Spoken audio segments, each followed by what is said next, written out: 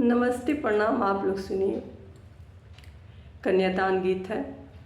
कैसा लगता है कमेंट में ज़रूर आप लोग बताइएगा।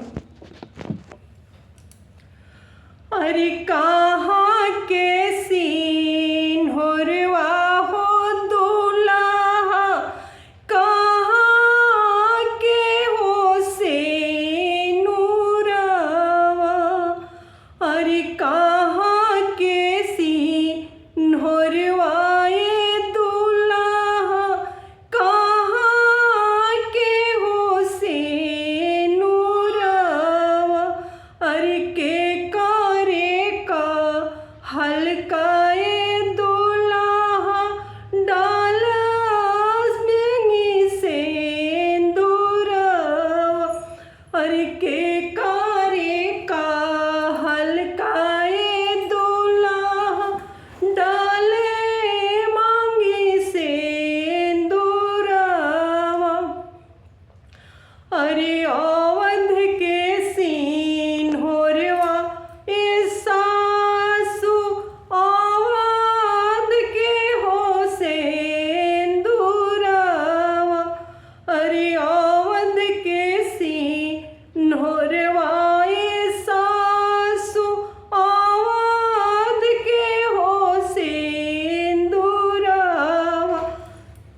अरे ससुर के कहल के हो सासु डाली मांग सिंदूरवा।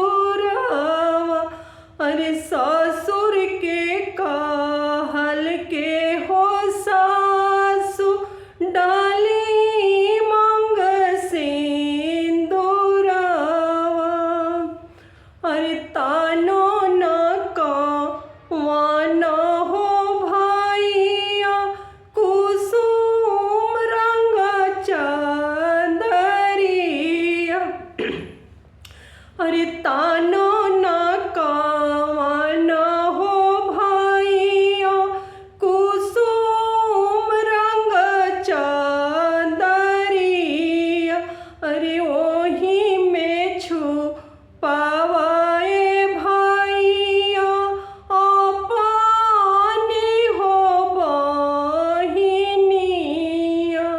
अरे वही में छुपावाए भाइया अपनी हो बहिनिया। अरे कोई से के तानिए बहिनी कुसुम रंग चादरिया। अरे कोई से के तानिए बहिनी कुसुम रंग चादरिया। अरे छेका ले जे बाड़े हो बहिनी सजना सभा हो लोगवा। अरे छेका ले जे बाड़े हो बहिनी सजना सभा हो लोगवा। अरे कहाँ के सीन होरवा हो दूल्हा, कहाँ के हो सिंदूरवा। अरे कहाँ के सीन होरवा हो दूल्हा, कहाँ के हो सिंदूरवा।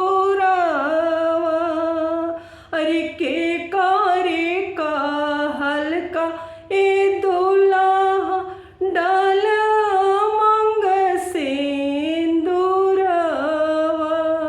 अरे के कारे का हल्का ए दूल्हा डाले मांग सिंदूरवा। अरे के कारे का हल्का हो दूल्हा डाले मांग सिंदूरवा। धन्यवाद दोस्तों। ये गाना मेरा कैसा लगेगा कमेंट में ज़रूर बताइएगा प्लीज़। धन्यवाद।